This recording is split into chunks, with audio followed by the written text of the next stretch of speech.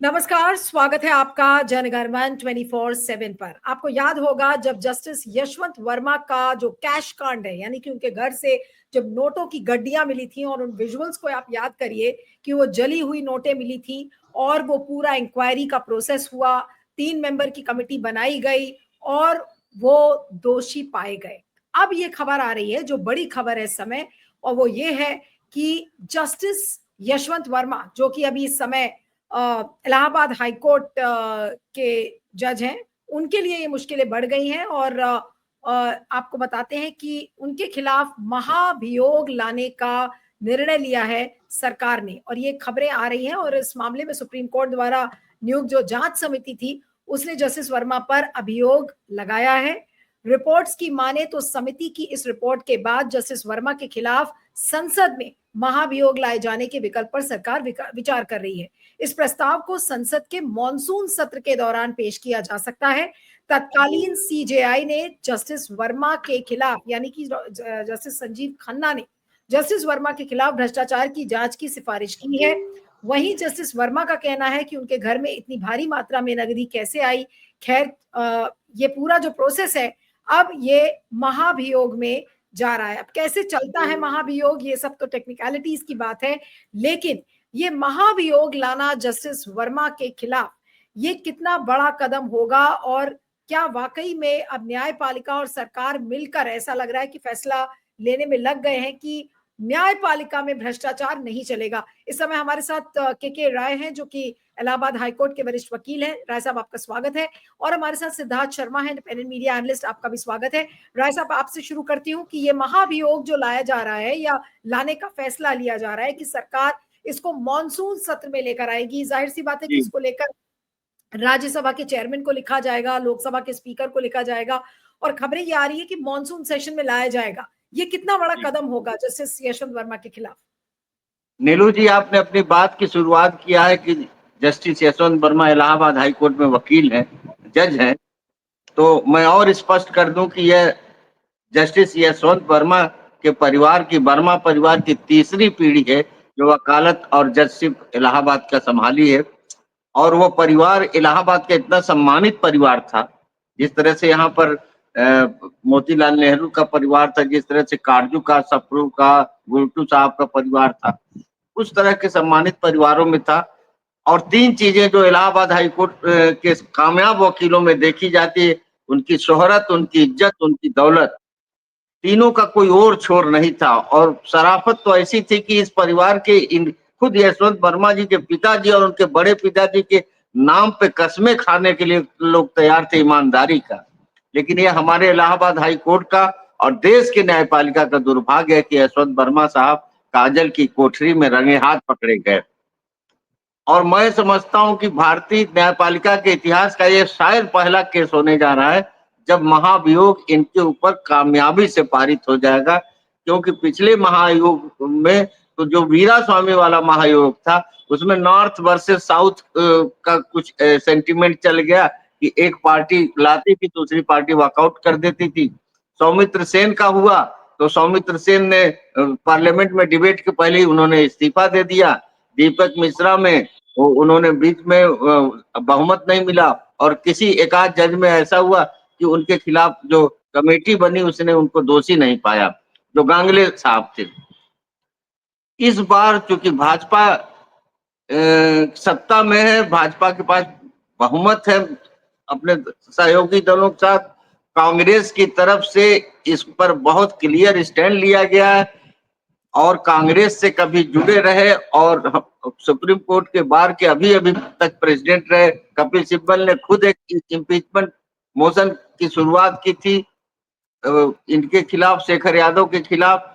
तो पूरा राजनीतिक माहौल ऐसा है कि इनको ऐसा लग नहीं रहा कि इनका कोई साथ देगा। और इसलिए भी कि ये दौर जो है, ये जस्टिस खन्ना का दौर है, जस्टिस गवई का दौर है। यहाँ किसी भी तरह के कॉम्प्रोमाइज की, किसी भी तरह के पर्दादारी की कोई गुंजाइश नहीं है। जिस तरह से, जबकि बहुत आश्चर्यजनक था कि 14-15 को दुनिया में होलिका जलाई जाती है और हमारे यशवंत वर्मा के बंगले में नोटों की गड्डियां जालकर होलिका जलाई जा रही थी। और ये खबर जो है अगले दिन उसी रात को पुलिस कमिश्नर के थ्रू, अग्निशमन अधिकारी के through chief justice of high court को मिला।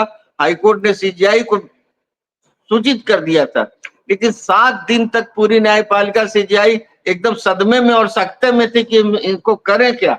और ये जैसे आप इतना अभियान चलाती हैं और इतनी लड़ाई लड़ती हैं न्यायपालिका में भ्रष्टाचार के खिलाफ, राजनीति में शुचिता के लिए, ये अखबार के जरिए टाइम्स ऑफ इंडिया के एक मशहूर पत्रकार ने जब रिपोर्ट छापी है, तब सीजीआई को लगा कि अब इस आग को किसी भी राख से दबाया नहीं जा सकता, और तब वो सारी बातें आगे बढ़ी। और उसके बाद जस्टिस खन्ना का जो कंडक्ट था वो एक्सेलेंट था, बेहतरीन था, और न्यायपालिका के सामने जो सवाल था उसका जवाब देता हुआ दिख।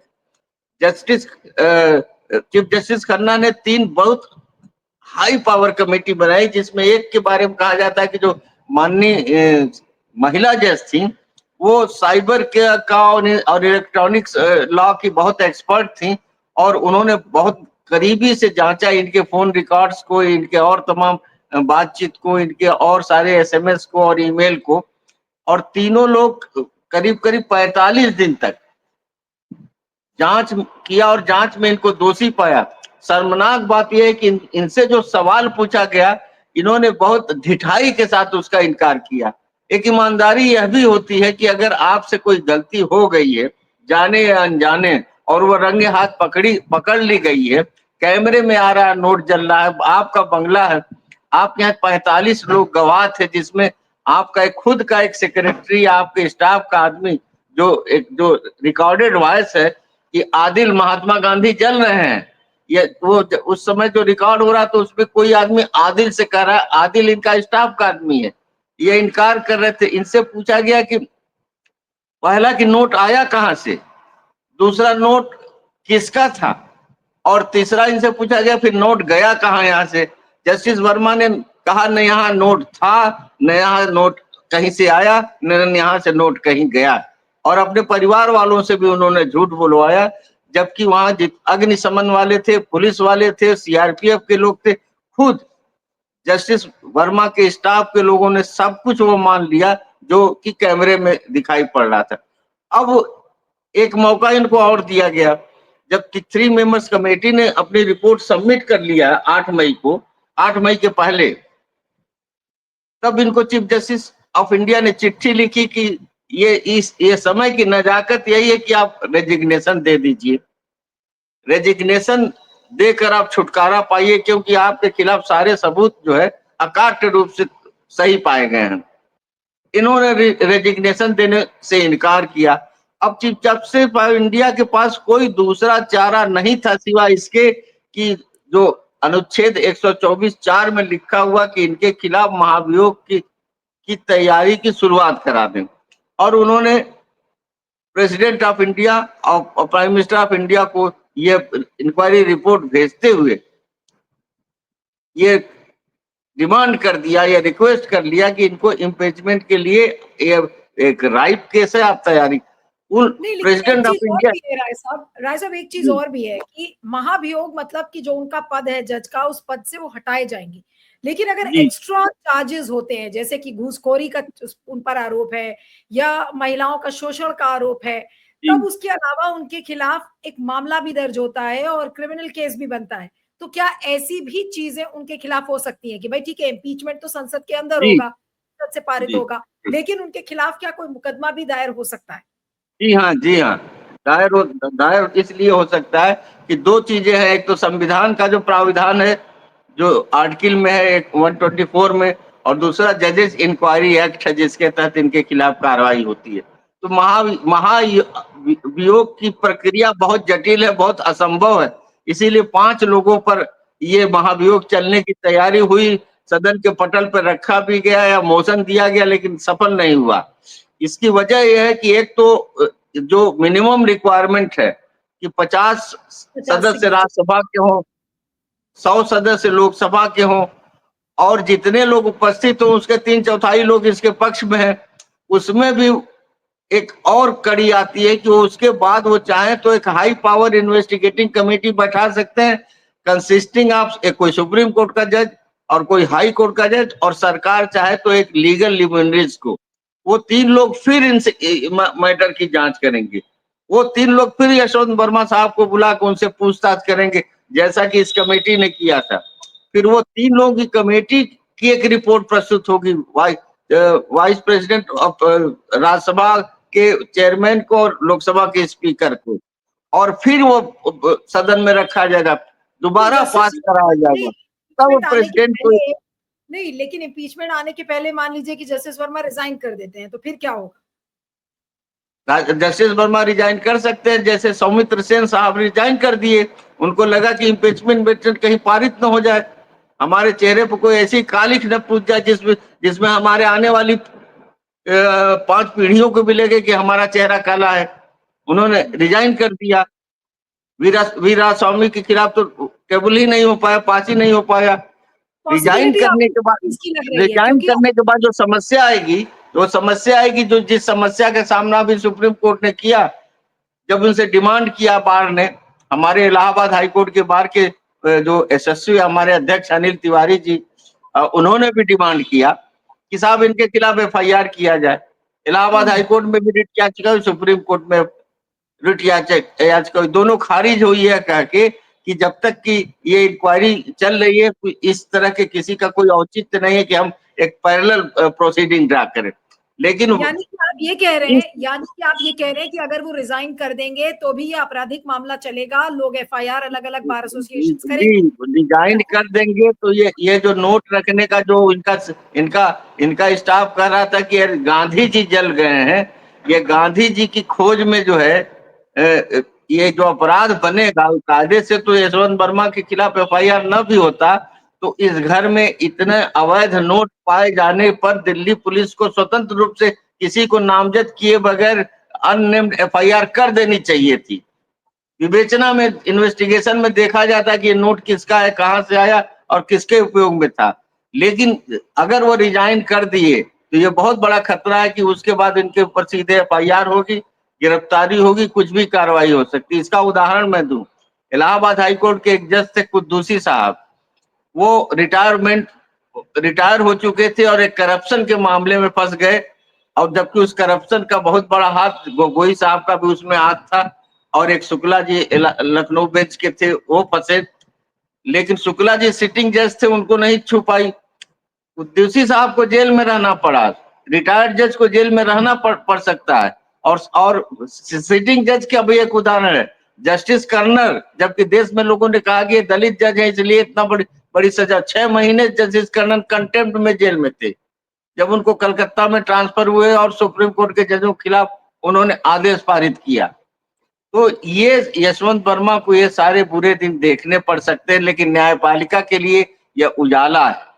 भारत की न्यायपालिका में जिस तरह से भाई भतीजावाद बढ़ गया, सारे हाई कोर्ट्स में जजों के रिश्तेदार, लड़के लड़कियां, नातेदार और खास लोग और बार के कुछ बारगेनर पदाधिकारी जिस तरह न्यायपालिका को नीलाम करने पे तुले हुए हैं, और जिस संकट से गुजर रहा है, उसमें जस्टिस खन्ना और हमारे इलाहाबाद हाईकोर्ट के चीफ जस्टिस भी एक अपराइट पर्सन है, और हमारे जो इस समय जो चीफ जस्टिस ऑफ इंडिया हैं, ये सारे लोगों से बड़ी उम्मीद है कि एक इस बहुत बड़े पुराने मर्ज से, जो जो जिसको कहते हैं किथ एंड किन वाला जो ब्रदरहुड चलाया जा रहा है हर हर हाई कोर्ट में, और 150 ऐसे परिवार है जिनके परिवारों से ही जजों की नियुक्ति हो रही है, बड़े बड़े घरों के लड़कों को जज बनाया जा रहा है, सोशल जस्टिस है ही नहीं। आप इलाहाबाद हाई कोर्ट में इतने बड़े स्ट्रेंथ की हाई कोर्ट है और उसमें सिर्फ 3 महिला जज है, ओबीसी कितने, एससी कितने, मुस्लिम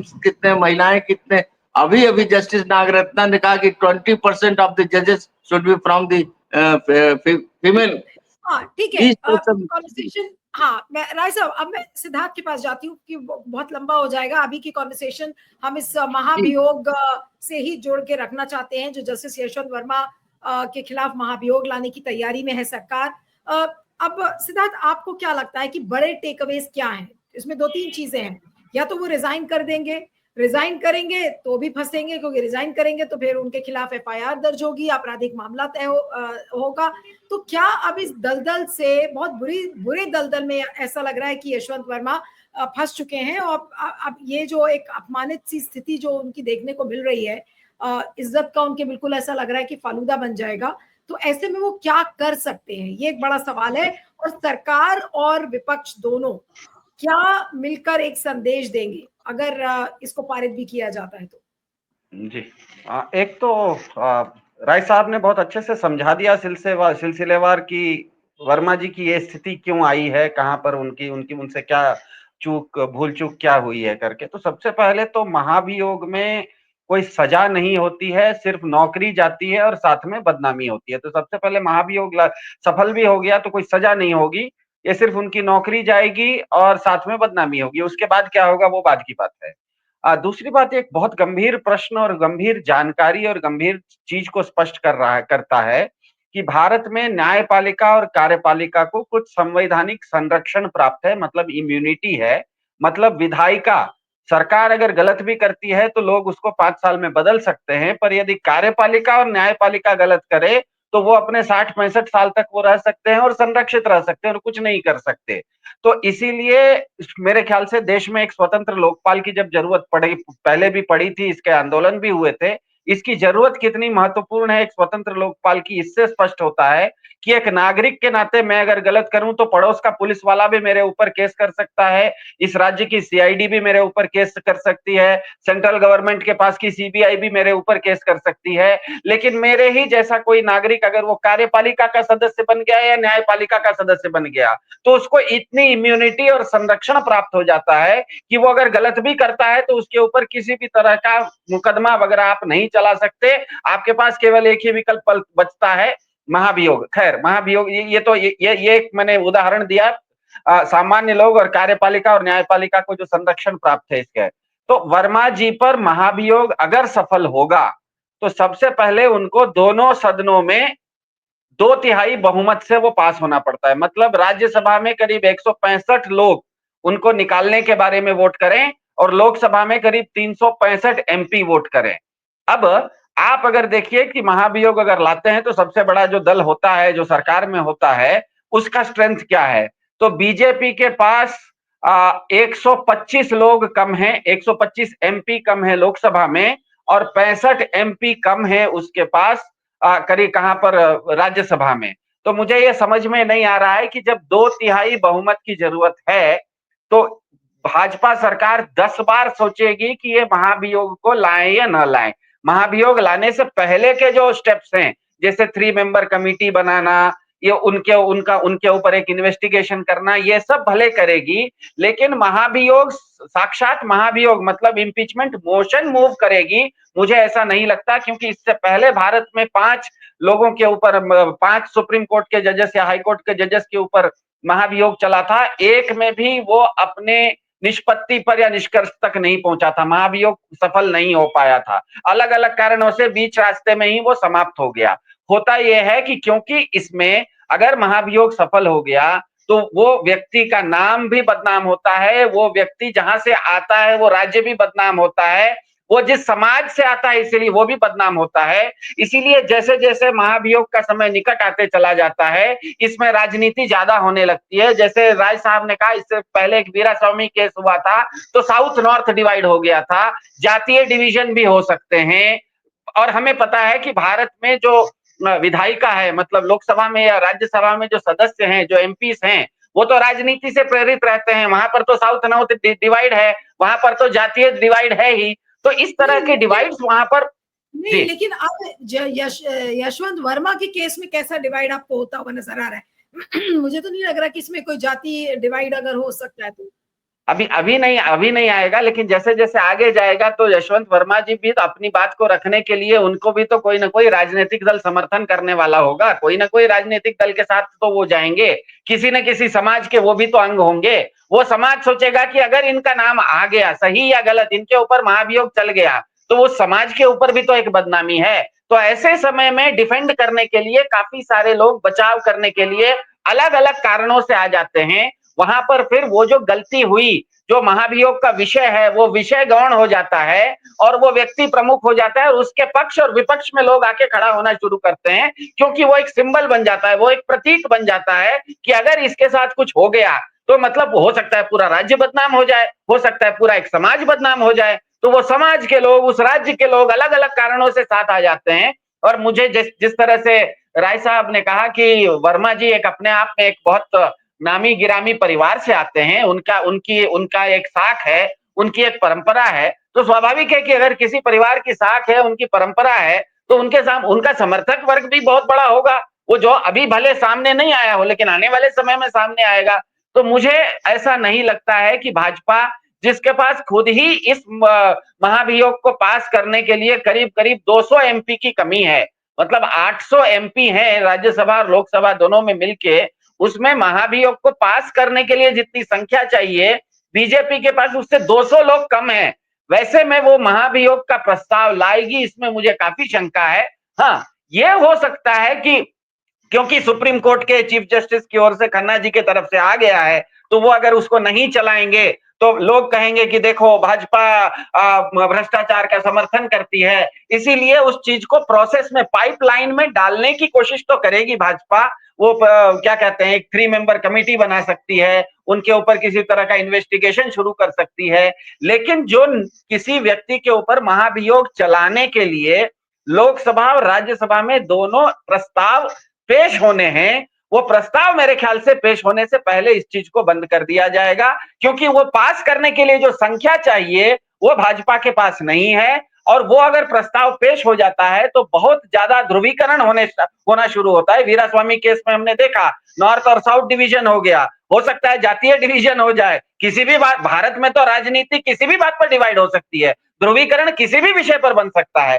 तो मेरे ख्याल से भाजपा इस तरह का एक, क्या कहते हैं, हाराखीरी वाला काम नहीं करेगी, क्योंकि अभी उसका काम खुद ही जो बैसाखियों पर चल रही है, वो दूसरे को टांग अड़ाने की काम शायद नहीं करेगी, ऐसा मुझे लगता है। क्योंकि ये बहुत बड़ी चीज है, ये करने के लिए भाजपा को बहुत बड़ा मेजोरिटी चाहिए, वैसी मेजोरिटी उनके पास है नहीं। भारत में भाजपा से ज्यादा मेजोरिटी वाली सरकारें भी रही, जिस तरह से राजीव गांधी के पास 425 सीट थी, उस समय भी अगर भारत में किसी जज का महाभियोग सफल नहीं हो सका, तो हमें जान लेना चाहिए कि यह बहुत ही ध्रुवीकरण वाली चीज है। इसमें लोग बहुत ज्यादा पक्ष या विपक्ष में आके खड़े हो जाते हैं। इससे सरकारों को, मतलब दुनिया, और एक चीज है, ये लंबा चलता है। मतलब आप अगर देखिएगा तो वो एक कोर्ट के प्रोसीडिंग जैसा चलता है, जिसमें जिसके ऊपर महाभियोग है वो वहां पर एक जगह कुर्सी पर बैठता है, सारे लोग, पूरी लोकसभा उससे सवाल जवाब करती है। तो वो जो एक लंबा प्रोसेस है, वो लंबे प्रोसेस में सरकार की काफी जगहों पर कलई खुलने की संभावना होती है, क्योंकि वो आदमी वहां बैठ के ये भी तो बोल दे सकता है कि मैंने थोड़े लिया था, तुम नहीं बोला था इसीलिए मैंने लिया था। वैसा अगर वो बोल दे तो और बदनामी बढ़ जाती है। तो मेरे ख्याल से ये, क्या कहते हैं, इसको कहते हैं ना कि मधुमक्खी के छत्ते पे हाथ लगाने का काम शायद भाजपा नहीं करेगी, ऐसा मुझे लगता है, क्योंकि उनके पास वैसी मेजोरिटी नहीं है। तो आप कह रहे हैं कि ये महाभियोग पारित करना थोड़ा सा मुश्किल होगा। के रॉय साहब, अंत में आप क्या कहेंगे इस पूरे, क्या ये महाभियोग पारित हो जाएगा या इसमें आपको थोड़ी चुनौतियां लग रही हैं? क्योंकि नॉर्मली कोशिश लोग यही करेंगे कि जैसा आपने कहा कि भाई उस तरीके की कालिक मुंह पर ना लगे और कोई ना कोई एक एग्जिट रूट शायद पॉलिटिकल पार्टीज भी ढूंढ लेंगी, और जैसा कि सिद्धार्थ कह रहे थे कि भाई इसमें जाति समीकरण आ जाएंगे, लोग उनके समर्थन में खड़े हो जाएंगे। तो उसकी पॉसिबिलिटी आपको क्या लगती है, या आपको लगता है कि नहीं, इनका आराम से इम्पीचमेंट तो हो जाएगा? बहुत संक्षेप में अनम्यूट कर लीजिएगा राय साहब, आप अनम्यूट कर लीजिए प्लीज। देखिए, 5 महाभियोगों की बातें जो हम लोगों ने किया है, अगर केस टू केस आप डिस्कस करेंगे तो इतना गंभीर और इतना गहरे भ्रष्टाचार का आरोप किसी जज पे नहीं लगा था जो यशवंत वर्मा का प्रमाण सहित। और जितना पब्लिक डिबेट, जितना पॉलिटिकल डिबेट और जितना लिखा पढ़ी सोशल मीडिया से लेकर अखबार से लेकर सारे संचार प्रचार के माध्यमों में यशवंत वर्मा के मसले पर हुआ, उतना किसी जज पर कुछ ऐसा हुआ ही नहीं, चाहे वो दीपक मिश्रा हो, चाहे सौमित्र सेन हो, चाहे गांगुली हो, चाहे वी रामास्वामी हो। उसके अलावा ये यशवंत, इलाहाबाद की अच्छाई कही है हमारे हाई कोर्ट की, इलाहाबाद हाई कोर्ट का एक भी कोना उनके समर्थन में नहीं खड़ा है, कोई उनके पक्ष में नहीं। आप जैसे बिरादरी की बात कर रहे हैं, बिरादरी के जो यहाँ के बड़े प्रतिष्ठित वकील हैं, वो उनके खिलाफ सीधी सीधी बातें कर रहे हैं इलाहाबाद का बार उनके खिलाफ है। और जो परिवार और खानदान की हमने बात किया, अब वो सब सिराजा बिखर चुका है, अब कोई है नहीं, और न इलाहाबाद अपने मिजाज से इनका समर्थन करने जा रहा है। और मुझे जो लगता है कि इस समय अपनी छवि और प्रतिष्ठा बढ़ाने और बचाने में भाजपा जिस मुहिम में लगी हुई है, और भाजपा के सामने जो राज्यों की चुनावों की चुनौतियां हैं, उसमें वो अपने माथे पर यह मुकुट बांधना चाहेगा कि हम जीरो टॉलरेंस वाले हैं। हम इवन यहाँ तक कि जुडिशियल भ्रष्टाचार को भी हम अपने चौखट के अंदर पैर रखने नहीं देंगे। और कपिल सिब्बल का तो स्पष्ट ही है, और लोग प्रशांत भूषण तो इलाहाबाद के ही हैं जिन्होंने इनके खिलाफ मोर्चा खोला। और प्रशांत भूषण के पिताजी तो उन्होंने जुडिशियल अकाउंटेबिलिटी की कमेटी बना के कहा था कि 8 चीफ जस्टिस ऑफ इंडिया जो थे, नाम लेकर कहा था कि इसमें 4 भ्रष्ट हैं। तो मुझे लग रहा है कि कांग्रेस भी इसमें, कांग्रेस के पास 99 है और एनडीए के पास, इंडिया अलायंस के पास भी पर्याप्त, तो इनको कहीं समर्थन मिलने के, नॉर्थ साउथ वाला भी इनके साथ नहीं हो पा रहा है। और किसी तरह का किसी पॉलिटिकल कंपोजिशन से इनको मदद करने वाले जो हमको इलाहाबाद में इनके जो सहपाठी थे, इनके जो वफादार दोस्त थे, वही इनके पक्ष में बोल रहे हैं। पूरे शहर में एक अजीब सा, पहले तो बहुत सदमा लगा, पहले बहुत सन्नाटा छाया रहा कि इलाहाबाद की इतनी बड़ी, जिस शहर ने जेएमएल सिन्हा जैसे जज को दिया, जिसने लोकतंत्र के एक में भूचाल ला दिया था अपने जुडिशियल ऑनेस्टी से, उस शहर में यशवंत वर्मा कहां से पैदा हो गए। संभलने में समय लगा, लेकिन संभलते ही उन्होंने आक्रामक तेवर लिया कि इसको हटाओ और इसको इलाहाबाद मत लाओ। ये इलाहाबाद कोई डंपिंग ग्राउंड नहीं है, कोई कूड़ा घर नहीं है जहां पर तमाम कचरों को इकट्ठा किया जाएगा। और बिल्कुल वो बियाबान में, बनवास में रहे, इलाहाबाद में किसी ने उनको देखा भी नहीं, इलाहाबाद में आके जहां भी वो पड़े रहे हो। तो मेरे अनुमान से कि ये उतनी कठिनाई हुई, भाई साहब की बातों के सारे तर्क सही हैं और उन्हीं तर्कों से लोगों को बचने का मौका मिलता है। और राजनीतिक दल अपनी क्षेत्रीय राजनीति की छोटी संकीर्णताओं में खेला करते हैं। लेकिन यशवंत वर्मा ऐसा लिटमस टेस्ट है जिसमें सबको यह साबित करना है कि मैं भ्रष्टाचार के पक्ष में नहीं हूं और मैं किसी भी भ्रष्टाचारी को अपने हाथ से कोई ताकत नहीं देना चाहता हूं, उसकी रक्षा कवच बनकर नहीं मैं रहना चाहता हूं। ऐसा माहौल मुझे लग रहा है। और एक खबर यह भी है कि भाजपा, जो कांग्रेस, भाजपा की गवर्नमेंट है, वो रेस्ट ऑफ द ऑपोजिशन से बात करने जा रही है इस मैटर पर, एक यूनिटी बनाने के लिए उनके साथ बैठक करने जा रही है। और मानसून सत्र जुलाई दूसरे या तीसरे हफ्ते में होगी, तब वो टेबल होगा। चलिए इस चर्चा को यहाँ खत्म करते हैं। देखना होता है कि क्या होता है इस महाभियोग प्रस्ताव में। आप दोनों का बहुत बहुत शुक्रिया। के राय साहब, Siddharth, thank you so much for joining.